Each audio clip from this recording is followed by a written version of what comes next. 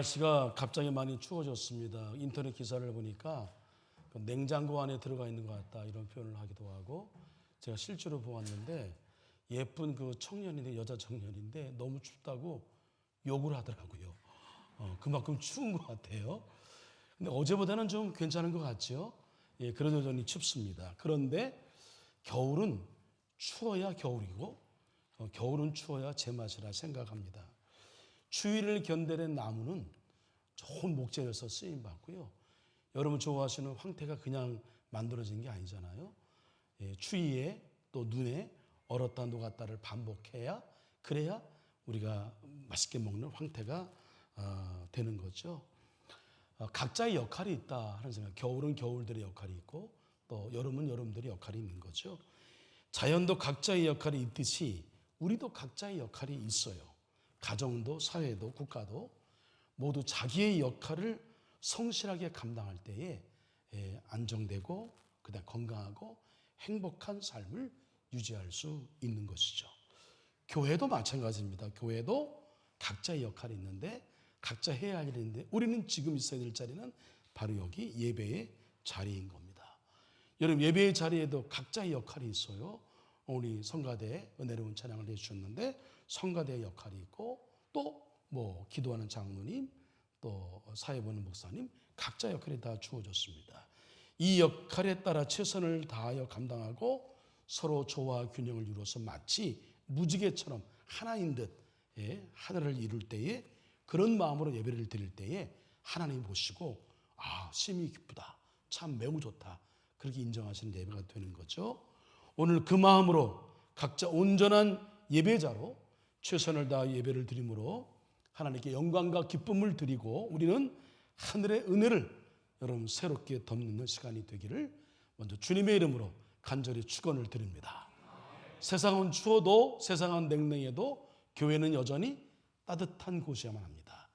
그 어느 누구가 세상 속에 이래저래 인간관계에 치이고 또 사업성의 관계에 치이고 여러 가지 일로 치여서 마음이 겨울처럼 그런 추운 그런 때를 보낸다 하더라도 교회에 들어오면 이 따뜻한 교회의 사랑의 온기로 그 마음이 다 녹아내리고 마음이 열리고 그렇게 주님께로 나올 수 있도록 길을 내어주는 것이 바로 이 교회인 거예요. 교회는 따뜻한 곳이야만 합니다. 오늘 그 마음으로 옆에 있는 분에게 서로 인사하는데 메리 크리스마스, 복된 성탄 되시길 바랍니다. 서로 우리 인사하겠습니다. 메리 크리스마스. 네. 우리는 지금 대림절을 살고 있지요. 대림절은 오다, coming과 도달하다, arrival이라고 하는 의미를 가진 이 라틴어로부터 유래되었습니다. 즉 전통적으로 성탄절을 앞두고 4주 동안 계속되는 이 절기는 이미 오셨고 다시 도달하실 주님을 향한 기쁨에 찬 기대를 담고 있는 절기가 바로 이 대림절 절기인 거죠. 헬린 나우멘이라는 그 유명한 사상가, 그 유명한 신학자이기도 하고 그 철학자인 헬린 나우멘, 영성가인 헬린 나우멘은 대림절에 담겨 있는 두 가지 의미를 다음과 같이 설명했습니다. 하나는 하나님의 아들이신 예수 그리스도께서 이 세상에 처음 오신 것을 기념하는 것, 즉 그리스도의 탄생의 축제를 준비하는 절기, 이게 대림절의 첫 번째 의미가 있어요. 그래서 우리는 칸타타를 저녁 시간마다 준비하고 있고, 또 교회학교는 교회학교 나름대로 예수님의 생일 축하를 위해서 지금 열심히 준비하고 있습니다. 그리고 또 하나는 이 세상 마지막 날에 다시 오실 그리스도를 깊이 묵상하는 절기, 이 두 가지 의미가 있다고 헬린 나우멘은 설명을 했습니다. 따라서 이 대림절은 우리에게 그 어떤 것보다 변화된 모습을 요구하고 있고요. 우리가 그전에는 몰랐지만 더 집중해서 예수님에 대하여 일관되게 시선을 거기에 두고 예수 그리스도에 집중하고 그리스도만을 바라볼 것을 요구하고, 그리고 그분을 위해 준비된 삶을 살아갈 것을 요구합니다. 언젠가 우리는 개인적 종말이 오든지 아니면 성서에 약속한 성서적 종말이 오든지 우리는 예수님을 만나게 될 거예요. 그날을 우리가 준비하며 어떻게 예수님을 맞이할까라고 하는 것을 염두에 두고 오늘을 살아가는 거죠. 그러고 보면 이 대림절 신앙으로 산다라고 하는 것은 엄청난 결단이 요구되는 겁니다. 엄청난 그 결심이 요구되는 그야말로 혁명적인 태도와 같다. 혁명적인 태도를 의미한다. 이렇게 설명해도 과언이 아닙니다. 마땅히 내가 통제하고 갖고 가야 할 내 미래의 권리를 우리는 스스로 포기하는 거예요. 내가 하고 싶은 대로, 내가 원하는 대로, 내 욕심과 욕망대로 사는 것이 아니라 주님께서 원하시는 삶이 무엇인지를 살펴서 주님이 그렇게 살아오신 것처럼 내 삶을 내려놓고 주님이 가신 길을 따라간다라고 하는 이 엄청난 결단을, 나를 내려놓는 결단을 드리는 것, 그런 의미에서 혁명적 의미가 통한다고 볼 수 있습니다. 그래서 하나님께서 내 미래를 섭리해 가시도록 그분께 나를 내어드리는 것이기 때문에 이건 한 개인으로 볼 때는 엄청난 혁명적 변화, 혁명적 태도를 요구하는 것이요. 자, 오늘 본문의 말씀인 예레미야서에는 선지자 예레미야가 전한 하나님의 약속의 말씀을 굳게 믿고 흔들리지 않고 그날을 기다릴 것을 요구하고 있습니다.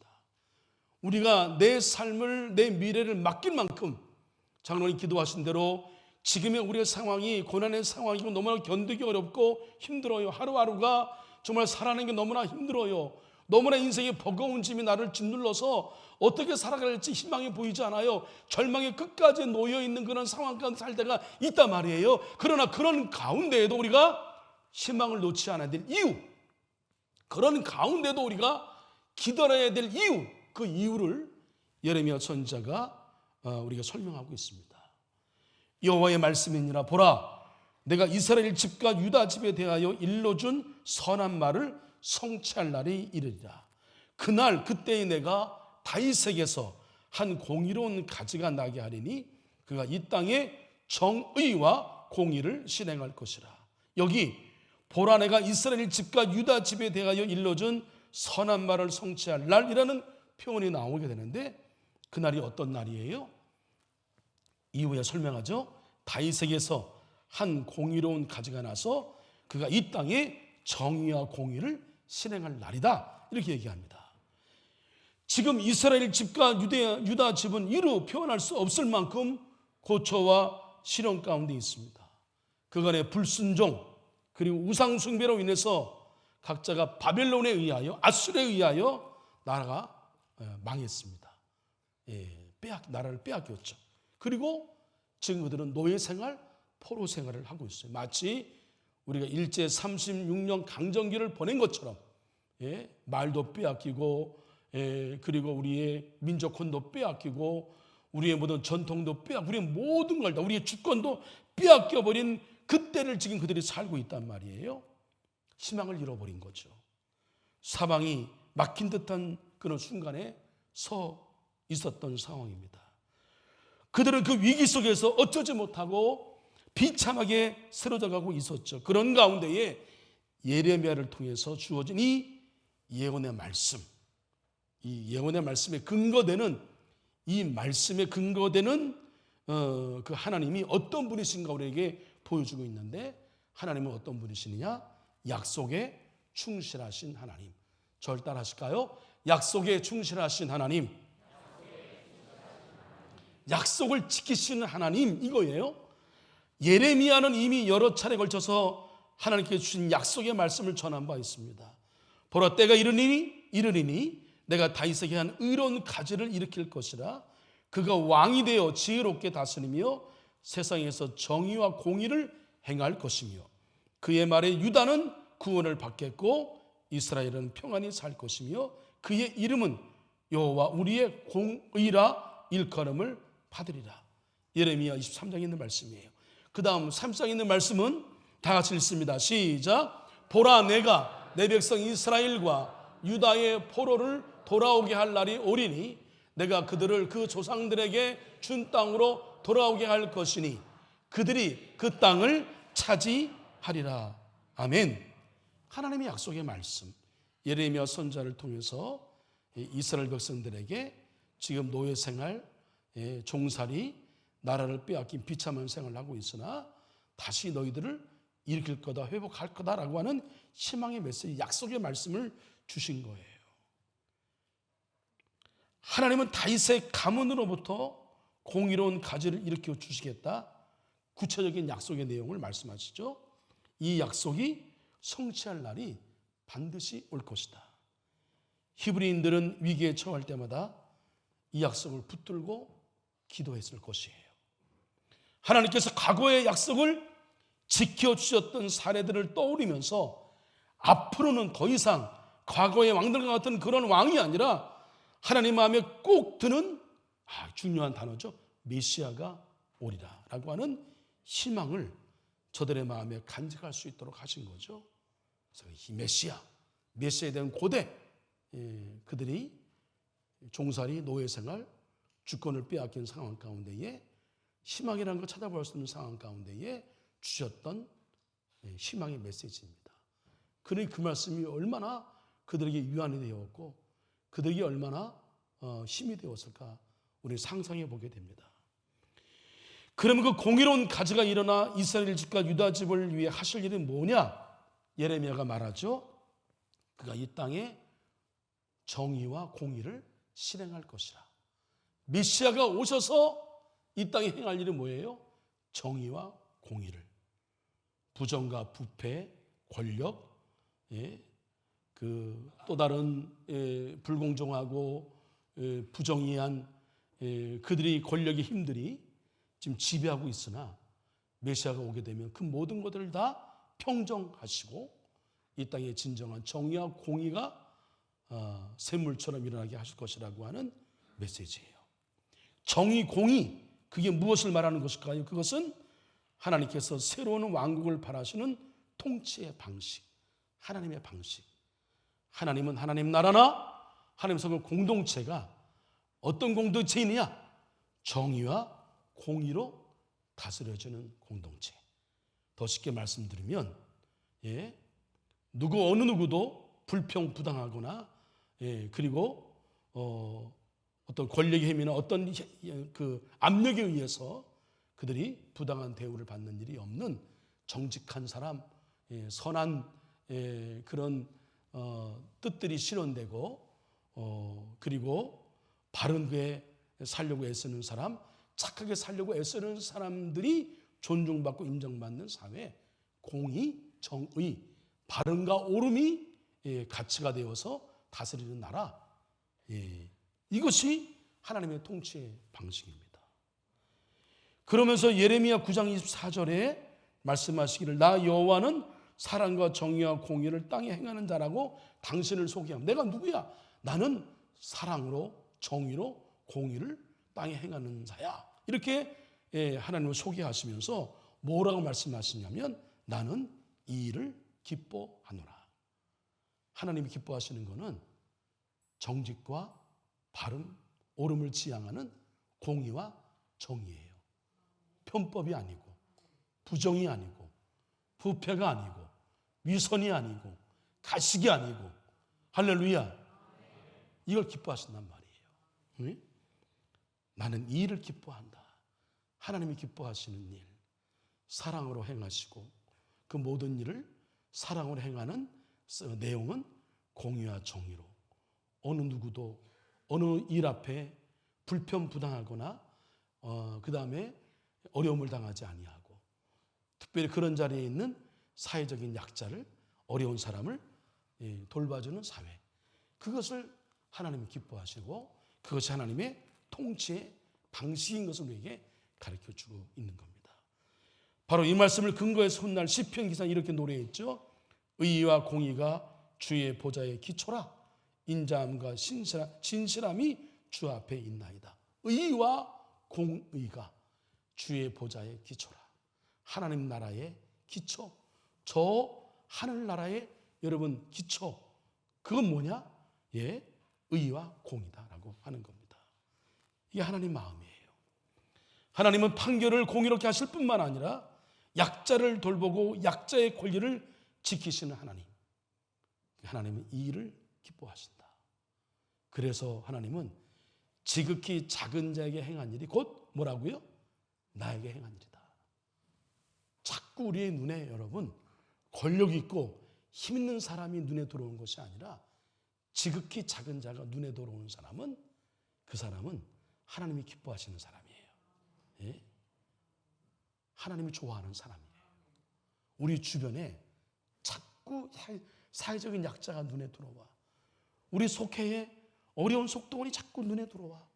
우리 선교의 믿음의 친구들 가운데에 힘들고 어려운 사람이 자꾸만 눈에 들어와. 주변에 불쌍한 사람들이 자꾸만 눈에 들어와. 그래서 뭔가 자꾸만 해주고 싶은 마음이 있어. 이 일을 하나님이 기뻐하신단 말이에요. 예? 나는 이 일을 기뻐하노라. 하나님 마음이 느껴지지 않아요? 그래서 하나님은 약자에 대해서 지극한 관심을 갖고 있잖아요. 여러분이 추수 계절에 반드시 이삭을 주우면 안 돼. 이삭은 누구 거예요? 사회적인 약자의 몫이야. 우리도 비슷한 전통이 있어요. 여러분 감 딸 때에 감 몇 개는 남겨놔야 된다. 그게 누구 밥이에요? 같이 밥. 미물을 생각할 정도의 미덕을 가지고 있다고 한다면 그 동네는 괜찮은 거예요. 그 사람은 괜찮은 거죠. 우리 눈에 자꾸만 그런 것들이 눈에 들어오면 우리는 하나님 기뻐하시는 삶을 살고 있는 거예요. 예? 자, 주무시는 건 좀 따뜻하니까 밖에 여기 아주 그냥 엄동설 안에 들어오셔서 얼른 좋아요. 예. 예. 근데 저기 주무시되 여러분 저기 푹 자면 안 돼요. 예. 가끔은 좀 깨고 있어요. 예. 그래야 말씀을 좀 잘 듣죠. 오늘 본문의 말씀 다시 돌아와서 하나님의 진심 그대로 예레미야는 하나님께서 다윗의 가문의 공의로운 가지를 일으키실 그날 예루살렘이 이루어질 일들 이렇게 예언합니다. 우리 함께 잠을 깰 겸 읽습니다. 시작. 그날에 유다가 구원을 받겠고 예루살렘이 안전히 살 것이며 이 성은 여호와는 우리의 의라는 이름을 얻으리라. 할렐루야. 예. 메시아가 다시 오시는 그날, 이스라엘을 회복할 그날을 말씀하고 있는데 그야말로 꿈 같은 날이죠. 감동과 감격의 날이죠. 마치 어르신들 일제의 나라를 빼앗겨서 해방의 날을 맞이한 그때라 생각하면 될 것입니다. 그날이 오면 유다가 구원을 받겠고 그날이 오면 예루살렘이 안전히 살 것이며 그날이 오면 새로운 나라의 상징이 될 예루살렘 성이 여호와는 우리의 의라는 새 이름을 얻으리라. 대림절에 기다리는 바로 이때부터 시작된 거죠. 예, 정말 하나님의 공의와 정의가 제대로 펼쳐져서 지금에 있는 우리의 억울함을, 우리의 부자유함을, 우리의 눌려있음을, 우리의 압박을 해결해 주시길 원합니다고 하는 간절한 열망이 그들 가운데 있었습니다. 우리가 나라를 빼앗길 때, 주권을 빼앗길 때 어느 혹자 신체 옷인가요? 나의 첫 번째 소원도 독립이고 두 번째 소원도 독립이고 세 번째 소원도 독립이다. 그 날을 꿈꾸는 거죠. 대림절의 기다림은 바로 이때부터 시작되었는데 우리도 그런 날을 고대했던 순간이 여러분 있었습니다. 말씀드린 대로 나라를 빼앗기고 서러워할 때에 그때에 여러 문인들이 참 대단하죠. 예, 그런 시대의 아픔을, 민족의 아픔을, 또 시대의 열망을, 희망을 글로 문학작품으로 표현했습니다. 그 중에 여러분 잘 아시는 시문, 그날이 오면이라는 시를 아시죠? 그날이 오면, 그날이 오면은 삼각산이 일어나 더동실 춤이라도 추고 한강물이 뒤집혀 용소숨 칠 그날이 이 목숨이 끊기기 전에 와주기만 할 양이면 나는 밤하늘에 나는 까마귀와 같이 종로의 인경을 머리로 들이받아 울리오리다. 두개골이 깨어져 산산조각이 나도 기뻐서 죽사오매 오히려 무슨 한이 나무 오리이까. 그날이 와서 육조 앞 넓은 길을 울며 뛰며 뒹굴어도 그래도 넘치는 기쁨에 가슴이 미어질 듯 하거든. 드는 칼로 이 몸의 가죽이라도 벗겨서 커다란 북을 만들어 들쳐매고는 여러분의 행렬에 앞장서 오리다. 우렁찬 그 소리를 한 번이라도 듣기만 하면 그 자리에 거꾸로 저도 눈을 감겠소이다. 희망한다는 것, 고대한다는 것, 기다린다라고 하는 것, 바로 이런 마음이 아닐까 생각합니다. 대림절은 우리에게 이런 기다림의 자세를 요청하고 있는 거예요. 내 안에 그런 마음이 있는가? 사무치는 그리움 정도까지는 아니어도 주님 다시 오심이 이들의 그 간절한 마음과 조금이라도 내가 따라가고 닮아가고 있는가? 시편 기자는 기다림의 마음을 이렇게 노래했습니다. 주는 내 구원의 하나님이시니 내가 종일 주를 기다리나이다. 종일 주를 기다리나이다. 예? 때때로 여러분 삶이 내 마음과 같지 않을 때가 참 많아요. 인생이 그렇더라고요. 선과 악이 공존하는 세상에서, 희망과 절망이 공존하는 세상에서, 빛과 어둠이 공존하는 세상에서 어떻게 살아야 되는 건지 갈피를 잡지 못할 때 많아요. 선과 악 사이를, 희망과 절망 사이를, 빛과 어둠 사이를 하루 종일 갈팡질팡할 때가 참 많이 있습니다. 육체적 성장에 정신적 성장이 미치지 못하고 정신적 성장에 영적 성장이 미치지 못하는 그런 부조화의 삶이 우리 가운데 있어서 괴로울 때가 많아요. 그렇게 나이가 20세가 되고 30세가 되고 40세가 되고 50세가 되고 나이를 먹어요. 근데 여전히 우리 마음 가운데에 진정한 자기 삶을 살지 못하는 것 같은 그런 회한이 있고, 예? 그런 뭔가 먹먹함이 있고 불안감이 있단 말이에요. 왜 그럴까를 생각해 봅니다. 또 이걸 우리가 넘어서기 위해서는 어떻게 해야 될까? 오늘 말씀에 근거해서 생각해 보면 여러분, 메시아인, 예? 희망의 원천이신 사랑의 왕, 평화의 왕으로 오신 예수님이 우리 마음에 오셔야 되고 우리 마음에 살아 계셔야 돼요. 예? 나를 다스려야 돼요. 그래야 우리가 자꾸만 허황된 꿈에 우리의 마음을 빼앗기지 않아요. 자꾸만 우리 무력에 내 마음을 뺏기지 않습니다. 인생과 이생의 이 땅의 자랑 앞에 내 모든 것을 빼앗기지 않아요. 하나님께서 예레미야 선지자를 통해 주신 약속의 말씀, 그게 내 안에 살아있어요. 이걸 굳게 믿는 거죠. 예? 그러면 흔들리지 않습니다. 절망에 빠졌을지라도 새 희망으로 다시 일어날 수 있는 거고요. 죽음에 다다랐을 때 비로소 또 다른 영생의 삶이 열린, 그런 영원한 삶이 열린 영생의 삶을 바라보게 되는 거죠. 예수님이 내 안에 계셔야 메시아가 내 안에 탄생하시고, 그 메시아가 진정으로 살아 계셔야 하고, 그 메시아로 인하여 내 삶에 진정한 변화가 있고, 예수 그리스도께서 나를 위해 피를 흘리시고 죽으심으로 내 안에 하나님의 공의와 정의가 이루어져요. 내 마음부터. 그럼 평안합니다. 그리고 그것이 밖으로 흘러가는 거죠. 그것이 내게 희망의 이유가 되는 거죠. 저는 그것이 진정으로 우리 처리된 삶이라 생각이 드는 거죠.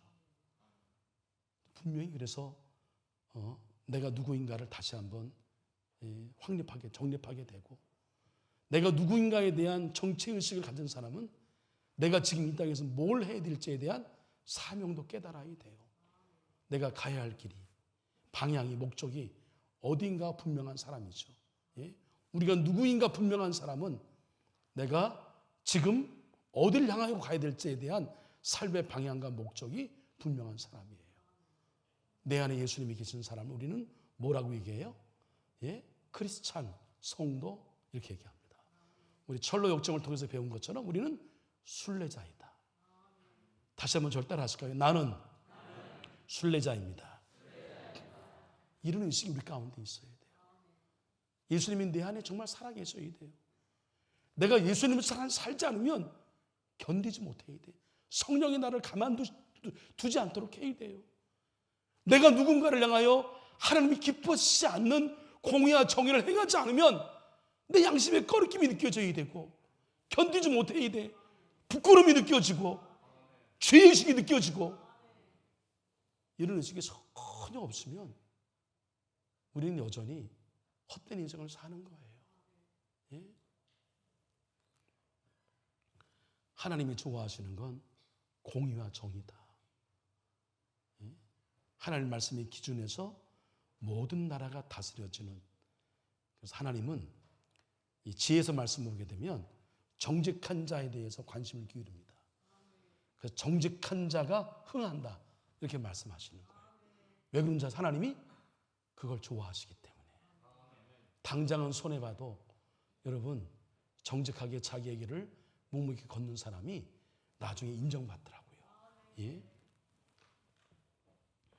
오늘 또 하나의 본문인 이렇게 크리스찬으로서 하나님의 말씀, 약속의 말씀을 가슴에 담고 예수님 오시기를 진정으로 고대하는, 사무치는 그리움으로 기다리며 살아가는 자의 삶의 모습이 어떠해야 되는가라고 하는 것을 구체적으로 가르쳐 주었는데, 오늘 또 다른 본문의 말씀인 우리 데살로니가전서 서신서의 말씀을 자막을 준비한 대로 함께 우리 말씀을 나누겠습니다. 함께 읽습니다. 시작.